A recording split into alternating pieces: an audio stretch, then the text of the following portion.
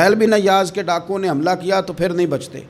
ایک دن گزر رہا تھا تو ایک قاری صاحب آیت پڑھ رہے تھے، لا تقنطوا من رحمت اللہ، اللہ کی رحمت سے کبھی نا امید نہ ہونا، ان اللہ یغفر الذنوب جمیعا، بے شک وہ سارے ہی گناہ معاف کر دے گا۔ آپ فرماتے ہیں میرے دل میں بات اثر کر گئی، ماننا ہے نا۔ جس نے نہیں ماننا اس نے 6666 آیتوں کا ترجمہ پڑھ کے بھی توجہ نہیں کرنی۔ آپ ارادہ کریں نا، آپ اپنی دل کی زمین کو زرخیز بنائیں۔ فرماتے ہیں میں فوراً وہ آیت سنی تو میں رویا، اور میں وہ حافظ صاحب کے پاس چلا گیا، ان سے اجازت لی، ان کے کمرے میں داخل ہوا۔ میں نے کہا آپ نے ابھی آیت پڑھی ہے کہ اللہ سارے گناہ معاف کر دے گا؟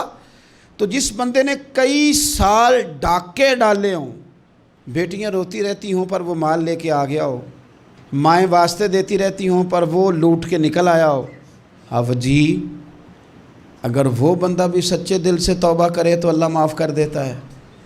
تو آفو جی کہنے لگے میں کون ہوتا ہوں تمہیں کوئی تفسیر بتانے والا، میں نے تو قرآن کی آیت پڑھی ہے، میرا رب کہتا ہے لا تقنطوا من رحمت اللہ، تم نے مایوس نہیں ہونا، تم آ جانا، معافی مانگ لینا، ان اللہ یغفر الذنوب جمیعا، اللہ سارے ہی گناہ معاف فرما دے گا، اللہ سارے گناہ۔ تو یہ تو اللہ فرما رہا ہے۔ فضیل بن عیاض کہتے ہیں میں نے کہا ختم ہو گئی بات، توبہ بھائی۔ واپس آیا تو وہ میرے ساتھ جو تھے نا ان سے میں نے کہا سردار نیا تلاش کر لو بھائی۔ اب ارادے بدل گئے، پروگرام کچھ اور ہو گیا۔ اب تو لوگ ہمیں تانے دیں گے، اب تو لوگ باتیں کریں گے کہ اوتھے کی لین جانا ہے۔ فضیل بن عیاض کہنے لگے بس بھائی توبہ کرنی، اب تم کوئی اور سردار تلاش کر لو۔ اور اوپر سے نہیں کہا، توبہ کی تقریریں نہیں کی، دوسروں کو میسج نہیں بھیجے، اور لیکچر نہیں جھاڑے، رو کے کہا، درد سے کہا، دل سے کہا۔ تو وہ جو باقی کے تھے نا ان پر سردار کی بات کا اثر ہوا، کہنے لگے سردار ہم نے سردار نیا نہیں ڈھونڈنا، اگر چوریاں مل کے کی ہیں تو اب تو اس طرح تو نہ کر، توبہ بھی مل کے ہی کریں گے، اب اللہ بھی مل کے ہی کریں گے، اب بس تو اگر ادھر جائے گا تو ہم بھی تو جائیں گے نا۔ اللہ اکبر۔ فضیل بن عیاض کہتے ہیں ظاہر ہے مال لوٹا کرتے تھے، میں نے مسئلہ پوچھا علماء سے تو انہوں نے بتایا کہ یہ تو حقوق العباد کا مسئلہ ہے، جو لوٹا ہے وہ تو واپس کرنا ہی پڑے گا۔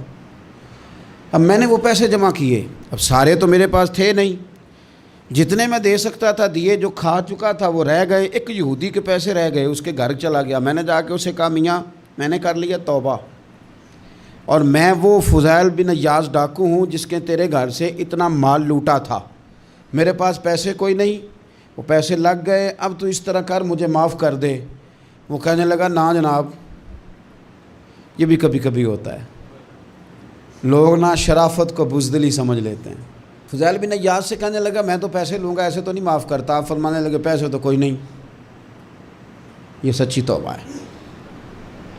وہ کہنے لگا پھر اس طرح کرو میری اونٹوں کو چارہ ڈالو، پیسے پورے ہوئے تو چلے جانا۔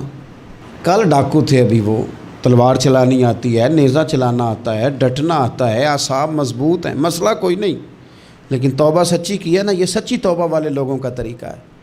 اس سے کہہ سکتے تھے کہ جا جتھو لب دینی لے لے، تجھے کہا معاف کر دے، تو تیار ہی نہیں ماننے کو۔ حضرت فضیل بن عیاض کہنے لگے اگر اونٹوں کو چارہ ڈالنے سے تو معافی دیتا ہے نا تو میں تیرے اونٹوں کو چارہ ڈالنے کو بھی تیار ہوں، کیونکہ راضی اللہ کو کرنا ہے، اپنے ضمیر سے بوجھ اتارنا ہے، بندوں کے سامنے سرخرو نہیں ہونا، اللہ کے حضور ہونا ہے۔ توبہ کا مطلب ہے رب کوئی بارگاہ میں سرخرو ہونا، بندوں کے سامنے نہیں۔ حضرت فضیل بن عیاض صاحب کہنے لگے ڈالیں گے تیرے اونٹوں کو چارہ، کیوں نہیں ڈالنا؟ 2-4 دن چارہ ڈالا تو وہ یہودی ایک دن کہنے لگا کہ یہ نا ٹھیکریوں سے بڑی ہوئی تھیلی ہے، یہ تو ذرا اٹھا کے لا۔ حضرت فضیل بن عیاض نے اٹھا کے اسے دی، جب اس نے کھولی تو اشرفیوں کی بھری ہوئی تھی۔ تو آپ فرمانے لگے تو کہہ رہا تھا ٹھیکریاں اٹھا کے لا۔ کہنے لگا میں تورات بڑی پڑھتا ہوں، عالم ہوں، میں نے تورات میں پڑھا تھا کہ مسلمان جب سچی توبہ کر لیں گے نا تو رب ٹھیکریوں کو بھی سونا بنا دیا کرے گا، پھر یہ مٹی کے ڈھیلے اشرفیاں بنا کریں گے۔ تو میں نا تیری توبہ چیک کر رہا تھا، یہ اس میں نے روڑے بڑے ہوئے تھے، لیکن تو اٹھا کے لایا، تو تیری توبہ بھی سچی ہے اور تمہارا دین بھی سچا ہے، تو اب اس طرح کر معافی اس شرط پہ دوں گا کہ مجھے کلمہ پڑھا تاکہ میں بھی مسلمان ہو جاؤں.